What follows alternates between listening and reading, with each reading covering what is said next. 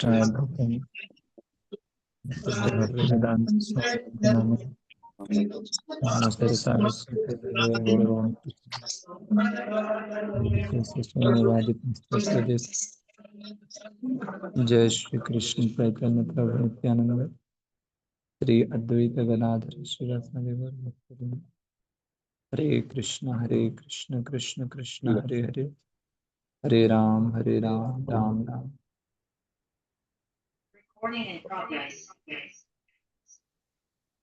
तो हम लोग नवम स्कंद के 10वें अध्याय 11वां अध्याय 10वें अध्याय के 9 नंबर श्लोक से पाठ कर रहे हैं। यहाँ पे पूरा भगवान रामचंद्र का लीला को भगवान सुखदेव गोस्वामी संक्षिप्त रूप में बता रहे हैं, क्योंकि सुखदेव गोस्वामी भगवान कृष्ण के बारे में विस्तृत में वर्णन करने वाले हैं। रक्ष्यस्व सुव्यकृत रूपमसुध बुद्धे तस्याखर त्रिसरदूषण मुख बंधन जघ्ने 14,000 अपारणीय उदंडपाणि अटमानो वास कृच्छन्। अंकित निगम प्रभु पढ़िए, अनुवाद पढ़िए। जंगल में घूमते हुए वहां पर अनेक कठिनाइयों को झेलते तथा अपने हाथ में महान धनुष बाण लिए भगवान रामचंद्र ने काम वासना से दूषित रावण की बहन की नाक काट कर उसे कुरूप कर दिया। उन्होंने उसके 14,000 मित्रों को भी मार डाला, जिनमें खर, त्रिशर तथा दूषण मुख्य थे। हरे कृष्ण प्रणाम। आप सभी भक्त बिना अनम्यूट करके म्यूट में रहते हुए श्लोक का उच्चारण कर सकते हैं, क्योंकि श्लोक का उच्चारण करने से ही व्यक्ति शुद्ध होता है। तो बाद में फिर तो जो इसको स्मरण करेगा और शुद्ध हो जाएगा।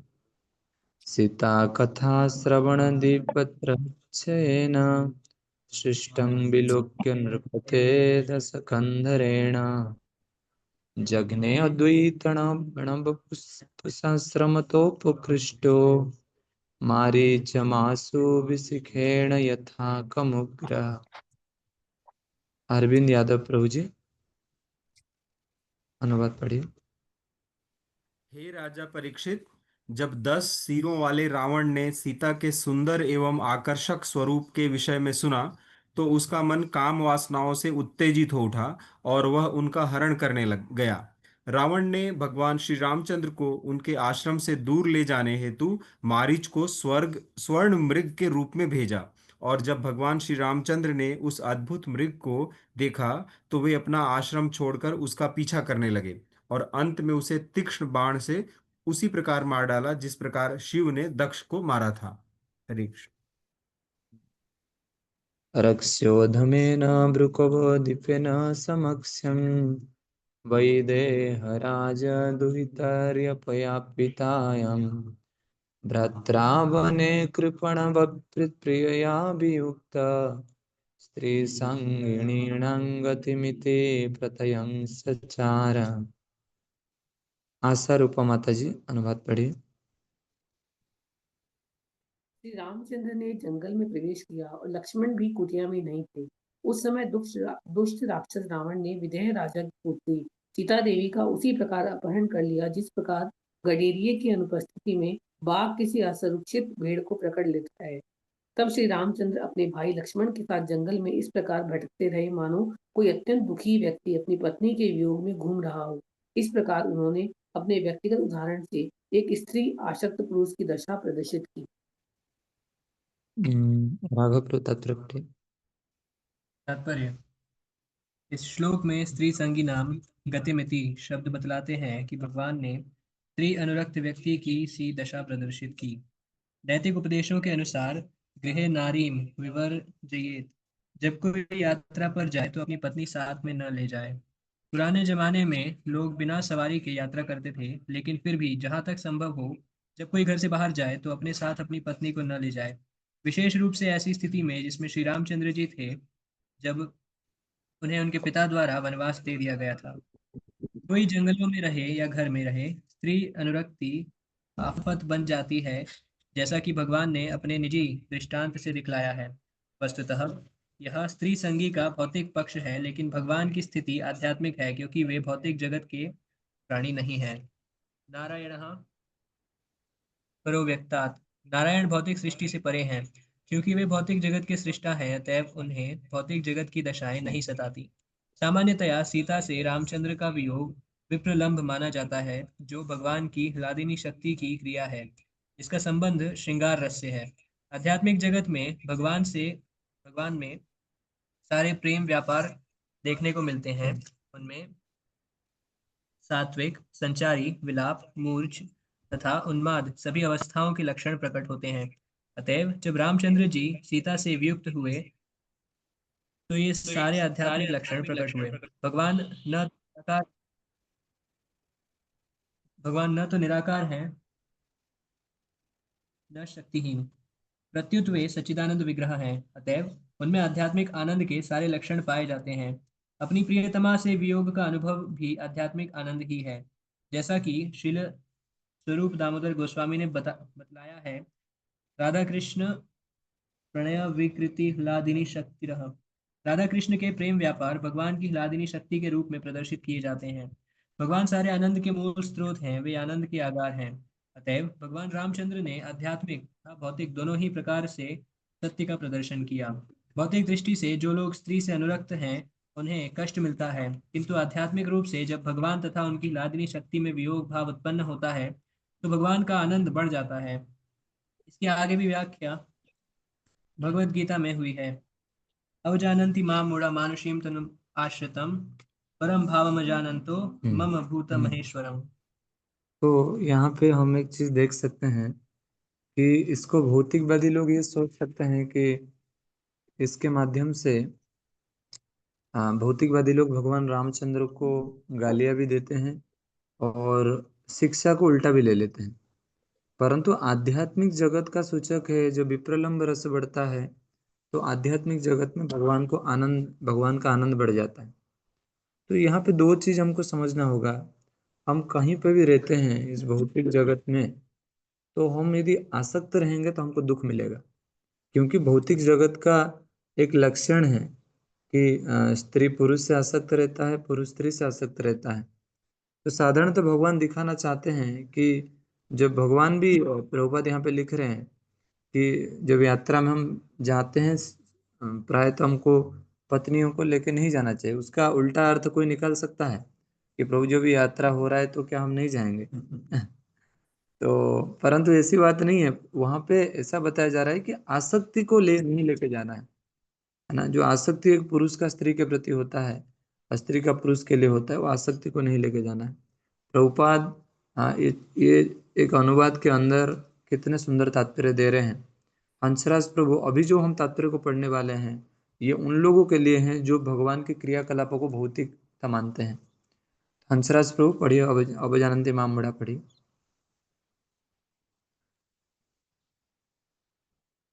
हरे कृष्णा प्रभु जी, धन्यवाद प्रणाम। अवजानन्ति मां मूढ़ा मानुश्री तनुमाश्रितं परम भाव मजानंतो मम भूत महेश्वरम। जो व्यक्ति पूर्ण पुरुषोत्तम भगवान की आध्यात्मिक शक्ति को नहीं जानता वह उन्हें सामान्य प्राणी मानता है, लेकिन श्री भगवान के मन, बुद्धि तथा इंद्रियां कभी भी भौतिक परिस्थितियों से प्रभावित नहीं होती। स्कंद पुराण में इसकी विशद व्याख्या मिलती है, जिसका संदर्भ मध्वाचार्य ने दिया है। नित्य पूर्ण सुख ज्ञान स्वरूपो सो यतो विभु यतोस्य राम इत्याख्या तस्य दुखम कुतोस्वपि तथापि लोक शिक्षा धर्मदु खोदु दुख वर्तितवत अंतहीनताम लोक दृष्टियाम सीतामासित स्मरणीव ज्ञान ज्ञापनार्थ पुनः नित्य संबंध स्वात्यमनम श्रिया अयोध्यायाय विनिर्गच्छन् सर्वलोकस्य चेश्वर प्रत्यक्षम तु मिश्रिया सार्ध जगमाना दियरिव्यय नक्षत्र मास गणितम त्रयोदश सहस्रस्कम ब्रह्मलोक लोक समम चक्रे समस्तं क्षितिमंडलम रामो रामो राम इति सर्वेषाम् औ अभवत् तदा सर्वो मम यो लोको यदा राम स्वत्व पालयत। वस्तुतः रावण द्वारा सीता का अपहरण करना असंभव था। रावण द्वारा हरी गई सीता सीता देवी का मायामय भ्रामक रूप था। जब सीता की अग्नि परीक्षा हुई तो वह महामय स्वरूप भस्म हो गया और वास्तविक सीता अग्नि से बाहर आ गई। इस उदाहरण से एक और शिक्षा मिलती है, यह शिक्षा मिलती है कि इस भौतिक जगत में कोई स्त्री कितनी ही बलवती क्यों ना हो, उसे संरक्षण प्रदान किया जाना ही चाहिए। अन्यथा जैसे ही वह असुरक्षित होगी तो वह रावण जैसे राक्षसों द्वारा शोषित की जाएगी। इस श्लोक में आया हुआ वे देहराज ही तरी शब्द सूचित करता है कि भगवान श्री रामचंद्र से विवाह होने के पूर्व सीता अपने पिता विदेहराज द्वारा सुरक्षित थी और विवाह हो जाने पर उन्हें अपने पति का संरक्षण प्राप्त था। अतः इससे यह निष्कर्ष निकलता है कि स्त्री की सुरक्षा सदैव होनी चाहिए। वैदिक नियम अनुसार स्त्री के स्वतंत्र असंशय होने की संभावना नहीं है, क्योंकि वह स्वतंत्र रूप से अपनी रक्षा नहीं कर सकती। हरे कृष्णा। प्रभु जी दंडवत प्रणाम। प्रभुपाद जी बड़ा सरलता के साथ इतना गंभीर बात कर रहे हैं कि देखिए, आज स्त्री की जो स्वतंत्रता है, स्त्री का स्वतंत्रता कहीं ना कहीं समाज में बहुत बड़ा आज एक प्रश्नवाचक शब्द है। तो यहाँ पे हम देख सकते हैं पूरा विश्व में श्रील प्रभुपाद ने कितना अद्भुत कार्य करके दिखाया। तो स्त्रियों को जो सम्मान देना है तो प्रभुपाद ने वो भी दिया, और साथ साथ स्त्रियों का विशेषताओं को भी दुनिया को बताया कि किस प्रकार हम स्त्रियों को सम्मान करना चाहिए। हमने पहले भी पढ़ा कि 5 वस्तु का जब सुरक्षा होती है तो समाज में श्रृंखला और भक्ति का मार्ग बढ़ता जाता है। उसमें ये था कि स्त्री और वृद्ध और बालक और गौ माता और ब्राह्मण, ये 5 चीज़ों का जब सुरक्षा होती है समाज में तो समाज की व्यवस्था गतिविधि सब उन्नत होता जाता है। परंतु 5 वस्तुओं का जो गतिविधि उल्टा हो जाता है तो स्वतः ही समाज में जो परिवर्तन आना चाहिए वो परिवर्तन विपरीत दिशा में आगे बढ़ता है। तो उसी प्रकार से यहाँ पे कहा गया है कि भौतिकवादी लोग इस कामना को लेके बहुत संतप्त रहते हैं, बल्कि भगवान के लिए ये विप्रलंब भाव है। और भगवान ने हर लीलाओं में आप देखोगे, चैतन्य महाप्रभु की लीला में भी भगवान जब जगन्नाथपुरी मंदिर बंद हो जाता था तो चैतन्य महाप्रभु अलारनाथ जाते थे। तो वहाँ पे चैतन्य महाप्रभु का अंदर इतना प्रेम भाव था, तो चैतन्य महाप्रभु जैसे ही प्रणाम करते हैं, पशु पक्षी झुरे पाषाण बिदरे सुनी जा रहा गुणागाथा। तो पशु पक्षी चैतन्य महाप्रभु के बारे में सुन के भी अचंभित होते थे और निजी शत्रुता को भूल जाते थे। मान लीजिए कोई शेर हो, वो हिरण के साथ गले मिलता था, हाँ, शत्रुता को भूल जाते थे। पशु पक्षी झुरे पाषाण बिदरे। चैतन्य महाप्रभु ने अलारनाथ में जहाँ पे प्रणाम किए, वो अलारनाथ के पत्थर भी पिघल गया। हाँ, चैतन्य महाप्रभु ने जहाँ पे भगवान जगन्नाथ को दर्शन किए, वो जो पत्थर पे हाथ रखे वो पत्थर भी पिघल गया। तो उसी प्रकार हम देख सकते हैं जो भगवान कृष्ण राधारानी को इतना प्रिय है। कल हमारे ब्रह्मचर्य क्लास दे रहे थे हिज ग्रेस श्याम केशव प्रभु जो अमेरिका से आए हैं, वो बता रहे थे कि श्रील भक्तिचार्य स्वामी गुरु महाराज बारंबार ये उल्लेख करते थे कि किस प्रकार यह संप्रदाय का नाम है गौड़ीय परंपरा। इस संप्रदाय के मुख्य भगवान तो कृष्ण है, परंतु राधारानी के ही एक सेवक ही है। परंतु राधा रानी किसके अंडर में है? राधा रानी ये मंजरी के भाव में रहते हैं। मतलब जितने मंजरी हैं उस मंजरी जो बोलेंगे राधा रानी वही करेगी। तो उन मंजरियों में श्रेष्ठ कौन है? रूप गोस्वामी श्रेष्ठ है। और रूप गोस्वामी किनके बात सुनते हैं? और रघुनाथ की बात सुनते हैं, और नरोत्तम दास ठाकुर की रिक्वेस्ट सुनते हैं, और श्रील भक्ति सिद्धांत सरस्वती स्वामी ठाकुर की रिक्वेस्ट सुनते हैं, और श्रील प्रभुपाद जी की रिक्वेस्ट सुनते हैं। तो हमको कुछ अलग से करने की आवश्यकता नहीं है। हमको यदि प्रभुपाद जी को प्रसन्न कर देंगे, हम ऑटोमेटिकली रूप गोस्वामी प्रसन्न हो जाएंगे, ऑटोमेटिकली राधारानी प्रसन्न हो जाएंगे, और जब राधारानी प्रसन्न होंगे तो श्याम सुंदर भी प्रसन्न हो जाएंगे। तो बहुत अद्भुत चीज़ें हैं। जब हम इस साहित्य को समझते हैं जब इसके अंदर हम प्रवेश करते हैं तो बहुत गहरा चीज इसमें हम अनुभव कर पाते हैं। दुग्धात्मकृत्य हतकृत्यम अहंकबंधम सख्यम विधाय कपिभिः दयिता गतिं तयि बुदध्वा अथ बालिनी हते प्लवगैन्द्रसैन्यै वेलामागत सह मनुजाज भवर्चितंघ्रि। प्रिया रानी माता जी अनुवाद पढ़िए।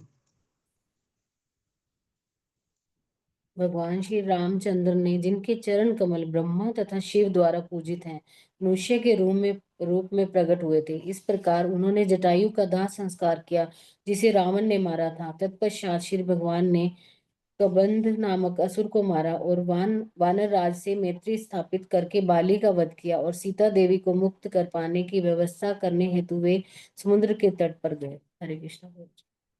रीते राकेश सिसोदिया प्रभु तात्पर्य पढ़िए।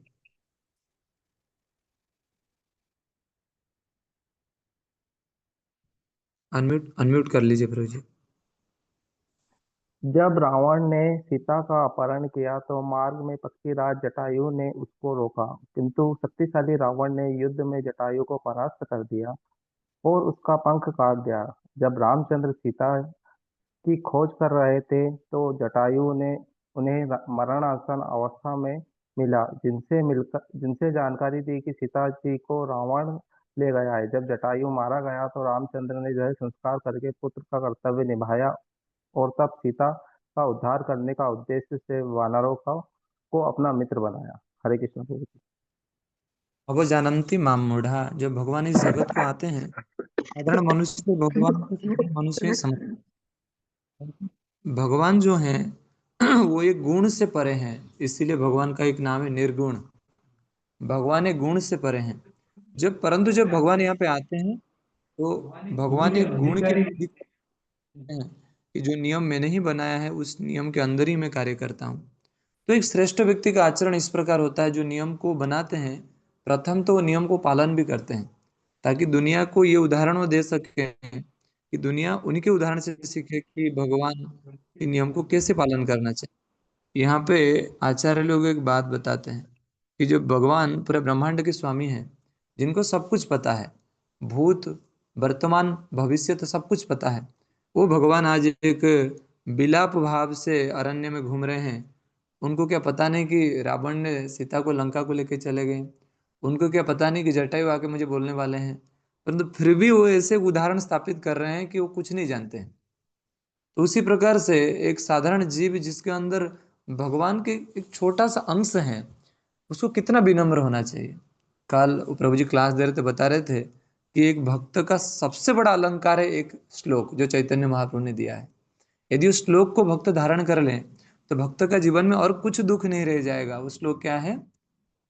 हाँ, प्रणादपि सुनिचेन तररपि सहिष्णुना अमानिनो मानस कीर्तनीय सदा हरि। एक भक्त का हृदय में जब तक कृतज्ञता की भावना नहीं आएगी कि मेरे गुरु की वजह से मैं यहाँ पे हूँ, वैष्णव के आशीर्वाद के बिना मेरा जीवन का कोई भी संभावना नहीं है भक्ति में टिकने का, तो भक्ति करने से भी कुछ फायदा नहीं है। उसका भक्ति निरर्थक है यदि उसको ये समझ में भी नहीं आ रहा है कि मेरा भक्ति का जीवन कृपा के बिना अधूरा है। यहाँ पे हम बारंबार चर्चा करते हैं क्योंकि ये मार्ग एक ग्रेस की मार्ग है। ये पथ एक, ये परंपरा एक कृपा की परंपरा है। ये परंपरा एक अनुकंपा की परंपरा है। यहाँ पे हम लोग भक्ति तो कर रहे हैं, परंतु भक्ति करने की जो शक्ति है हमसे नहीं आ रही है। भक्ति करने की शक्ति भगवान और उनके भक्तों से आ रही है। तो इसीलिए हमको बारंबार समझना पड़ेगा, जो भगवान सर्वशक्तिमान है वो जटायु का सहारा ले रहे हैं, वो विभीषण की सहारा ले रहे हैं, वो सॉरी हनुमान की सहारा ले रहे हैं, वो अंगद की सहारा ले रहे हैं। क्या भगवान के एक बाण में जब वरुण जी बोले कि भगवान बोलिए मैं आपके लिए क्या करूंगा, क्या भगवान एक बाण में सेतुबंध नहीं बना सकते थे? परंतु भगवान सभी का सहारा लेके दर्शाते हैं कि अहम भक्त पराधीना ही अस्वतंत्र इव द्विज साधुवीर ग्रस्त हृदय भक्तो भक्तो पराधीना, कि मेरा जीवन साधु के लिए है और मैं साधु का हृदय में रहता हूँ और मैं साधु का अधीन में रहता हूँ। इसीलिए सभी भक्तों से मेरा निवेदन है, जब भी आप कोई वैष्णव को देखते हो उनके प्रति एटलीस्ट कृतज्ञता की भावना हो क्योंकि वैष्णव को देखना सबसे बड़ी मतलब भगवान की अद्भुत कृपा क्या है, वैष्णव को देखना भगवान की सबसे बड़ी अद्भुत कृपा है ना। इसको कहते हैं कि मानुष्यम दुर्लभम जन्म देहिनाम क्षण भंगुर तत्रापि दुर्लभम मन्यम वैकुंठ प्रिय दर्शन। यदि वैकुंठ प्रिय मतलब कौन है, वैकुंठ है भगवान कृष्ण, और उनका प्रिय मतलब भक्त, भगवान के प्रिय मतलब भक्त। ये मनुष्य जीवन मिलना भी दुर्लभ है, और ये मनुष्य दुर्लभ जीवन में फिर वैकुंठ का प्रिय का दर्शन हो जाना और दुर्लभ है। तो इसीलिए भगवान उन सारे वैकुंठ प्रिय, वो विभीषण को दर्शन करने के लिए, वो जटायु को दर्शन करने के लिए, वो सारे वानर सेना की भक्ति को देखने के लिए सीता मैया को छोड़ दिए। यदि हम इस वास्तविक परिचय को देखें तो सारे वैष्णव जो जितने हनुमान थे, अंगद थे, उन सारे वैष्णव और वानर की भक्ति को, शक्ति को देखने के लिए भगवान ने खुद के स्त्री को भी त्याग दिए। इसीलिए कई बार जब तक हम सैक्रिफाइस नहीं करते तब तक हमको परंपरा की मूड भी समझ में नहीं आता है, तब तक हमको गुरु वैष्णव की भाव भी समझ में नहीं आता है। तो प्रेम शब्द का अर्थ वैष्णव का जीवन में है त्याग। गुरु के लिए कौन कितना त्याग कर पाता है। तो इसीलिए एक बार चित्तर कृष्ण प्रभु, काल हम डिस्कशन कर रहे थे भागवतम क्लास में, तो चित्तर कृष्ण प्रभु एक बार बोल रहे थे कि मेरे नींद ले लो, प्रभुपाद जी को, प्रभुपाद जी बोलते थे कि मेरे नींद ले लो। इसका अर्थ क्या है कि प्रभुपाद जी बोलते थे दिन में तो इतने कार्य है मुझे करने के लिए, है ना, भागवत लोग को प्रचार करना, ये करना वो करना, परंतु रात में ही तो कुछ समय मिलता है मुझे। ये रात में यदि मैं किताब नहीं लिखूंगा तो मुझे और समय कहाँ मिलेगा। तो इसीलिए गुरु वैष्णव को प्रसन्न करना ये जीवन का एकमात्र उद्देश्य होना चाहिए। इसलिए भगवान राम खुद को ऐसा उनको महसूस करा रहे हैं दूसरों को कि मैं कुछ नहीं हूं, और ये बंदर मेरे लिए सब कुछ अभी करने वाले हैं। तो बंदर भगवान से बड़े हो गए। यत्र स बिभ्रम विवृत कटाक्ष पात संभ्रांत नक्र मकर भयगे घृण घोषः सिंधु शिरस्यर्णं परिगृह रूपे पादरविंदम उपगम्य बभासय तत्। रितेश प्रभु पढ़िए।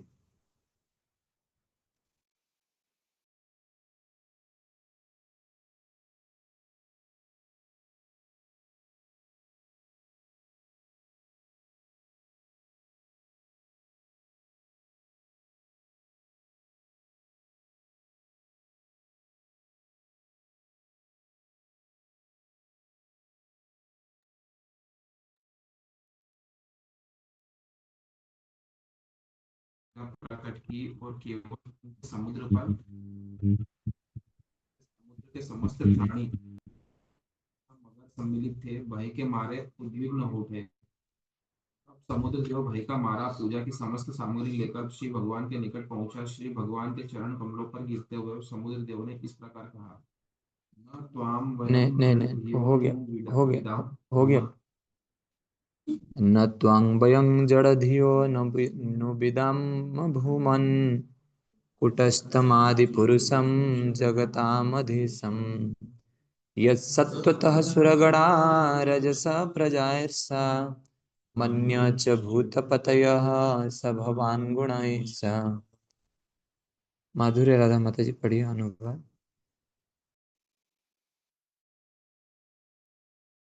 ये सर्वव्यापी शुद्ध पुरुष, हम लोग मंद बुद्धि हैं और यह नहीं जान पाए कि आप कौन हैं, किंतु अब हम जान गए हैं कि आप संपूर्ण ब्रह्मांड के स्वामी अक्षर अक्षर तथा आदि शुद्ध पुरुष हैं। देवता जन सर्वगुण से प्रजापति रजोगुण से तथा भूतों से इस तमोगुण द्वारा पतित हो जाते हैं, किंतु आप इन समस्त गुणों के स्वामी हैं। हरे कृष्ण। राधा माता जी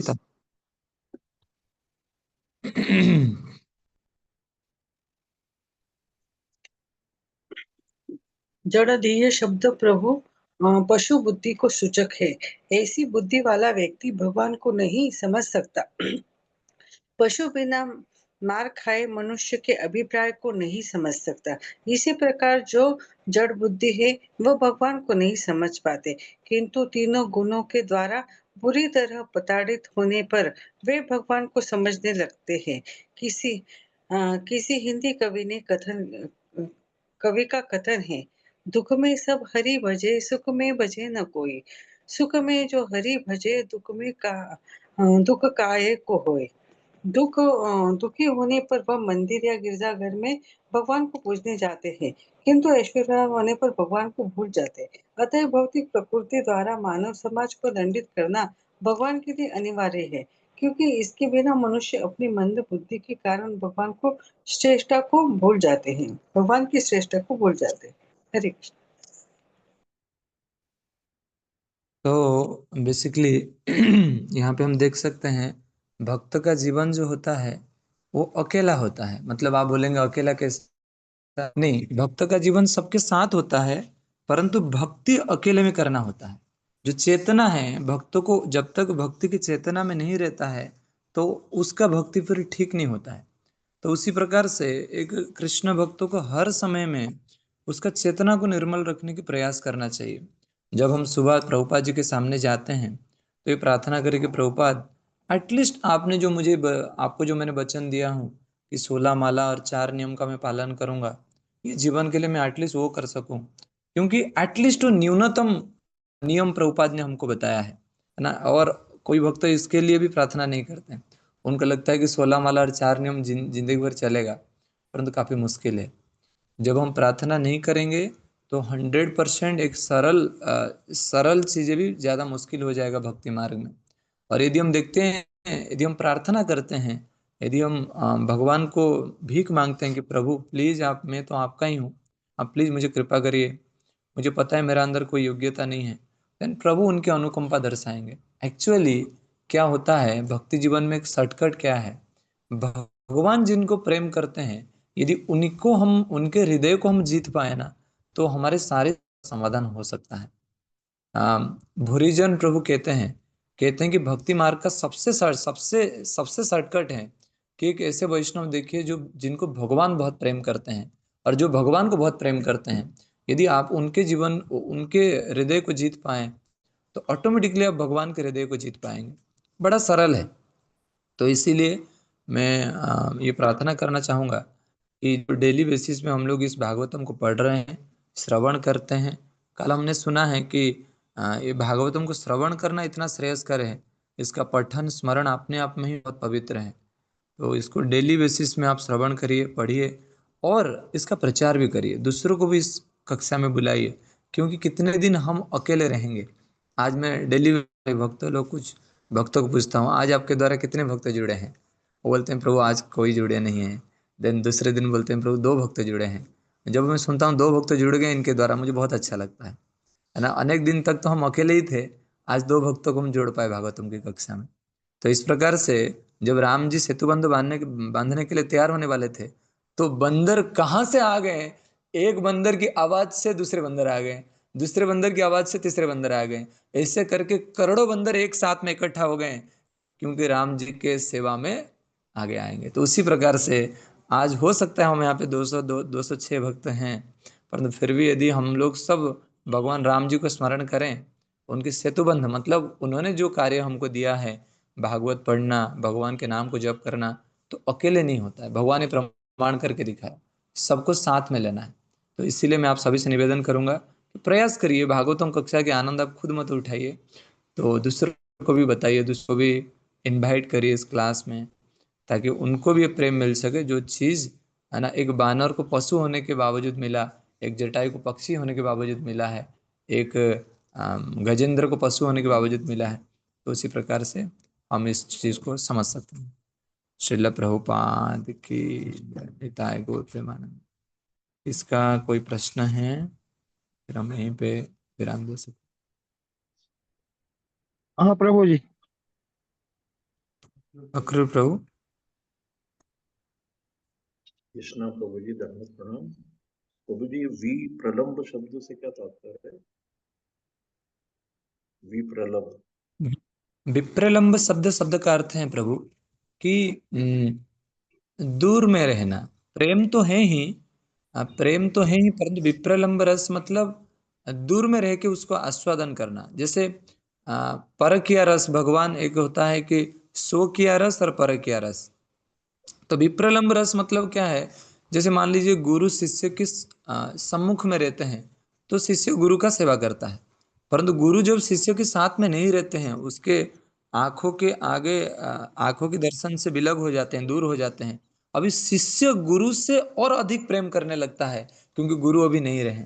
तो इसको कहा जाता है विप्रलंब भाव। जब गुरु नहीं रहते हैं आंखों के सामने तो शिष्य का प्रेम और अधिक बढ़ जाता है। उसी प्रकार से भगवान का प्रेम भी अधिक बढ़ जाता है उनके भक्तों के लिए जब भगवान दूर हो जाते हैं उनके भक्तों के लिए। तो इसीलिए भगवान कई बार दूर भी होते हैं। जैसे आपने याद है जब रासलीला चल रहा था तो भगवान दूर हो गए, सबसे अलग हो गए। तो राधा रानी और सारे गोपियां ऐसे बिलक बिलक के रोने लगे कि क्या हो गया। इस भाव को बोला गया विप्रलंब रस। ऐसा है। थैंक यू प्रभु। रेवती जीवन प्रभु। हरे कृष्णा प्रभु, दंडवत प्रणाम। यस प्रभु जी। प्रभु जी, प्रश्न ऐसा था कि अभी आपने थोड़ी देर पहले बताए लास्ट में कि भक्ति अकेले में करनी चाहिए, तो फिर हम तो उस भक्तों का संग करके, सेवा करके, कीर्तन करके भक्तों के साथ हम ज्यादा से ज्यादा भक्ति कर सकते हैं। तो फिर कौन सी भक्ति अकेले में करनी चाहिए? भक्ति सबके साथ में करना चाहिए परंतु चेतना जो है वो भगवान में समाहित होना चाहिए। उसी को बोला गया है चरंती चरंती अभ्रणम। जो शास्त्र में ऐसा बोला गया है कि जैसे वन में रहने वाले सन्यासी अकेले रहता है क्योंकि उसका भावना भगवान में समाहित हो जाता है, उसका भक्ति पूरा भगवान के चेतना में ही रहता है। तो उसका चेतना को भगवान की सेवा में लगाना है, वो अकेलेपन की बात कर रहा हूं मैं। ऐसा नहीं कि भागवत अकेले पढ़ना है ना, मंदिर अकेले आना, इस प्रकार बात मैं नहीं कर रहा हूँ। वो तो सबके साथ ही करना है, अकेले करने में समस्या है। हाँ। परंतु साथ में रहते हुए भी आप साथ में नहीं हैं क्योंकि आपका चेतना आपका अलग जगह पे है। तो चेतना को भगवान पे लगाना है, उसको मैं बोल रहा हूँ अकेलापन। इसीलिए डिवोटी शुड बी एलन। उस शब्द का अर्थ ये नहीं है कि अलग से रहना, अलग से भागवत पढ़ना, अलग से शास्त्र पढ़ना, नहीं। अकेला रहने का मतलब ही भगवान की चिंता में हमेशा रहना। ये बात मैं कर रहा हूँ। थैंक यू प्रभु, दंडवत प्रणाम। श्रील प्रभुपाद की जय।